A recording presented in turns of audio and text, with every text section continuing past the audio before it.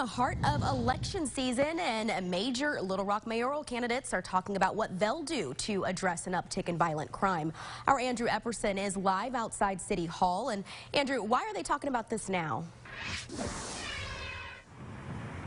Ashley, last check, Little Rock's up to 17 homicides. That's enough for the city's leaders and their would-be challengers in November to start talking about this. These scenes are familiar to many living in Little Rock. Someone shot and killed, another homicide victim.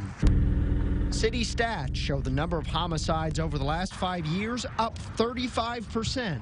Violent crime as a whole increased by 27%. In an interview Wednesday, I asked Mayor Frank Scott Jr., what do you think has changed in the last 5 years? Scott, who's in his 4th year in office, points to certain people having guns as part of the problem. Those who should not have illegal guns due to being on parole have access to illegal guns and resorting to crime with those illegal guns. Violent crime's been the focus of the mayor's recent public appearances. We know that violent crime is up in our city. He says the pandemic's revealed long-standing economic, health care, and mental health problems. And many of these homicides stem from arguments or domestic violence. The answer, he says, is access, including targeted police patrols. Our goal is to provide hope to the hopeless. Our goal is to heal communities.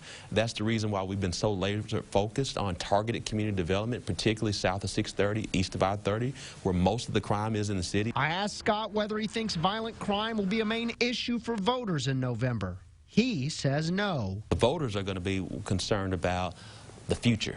And how do we move forward? Scott's challengers in the race see things differently. I caught up with former car dealership owner Steve Landers at a campaign event this week. He says he thinks violent crime will be the major issue. It's like every other day, it's just where's it going to happen at? Landers says using crime data to decide where to send more officers would make a difference in the short term, and an increase in staffing in the police department is necessary. You don't have to have police that arrest people just to be arresting people, but you have to have a presence.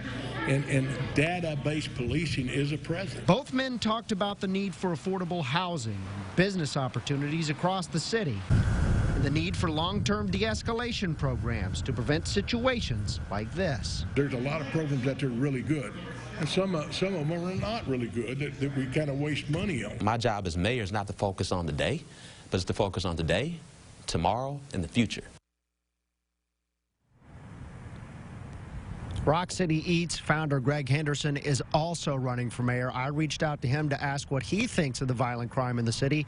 A statement that he sent me reads, in part, the big problem really is multiple problems that have been allowed to fester.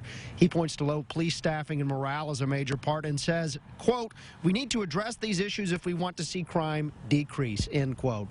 Live in Little Rock, Andrew Epperson, Fox 16 News.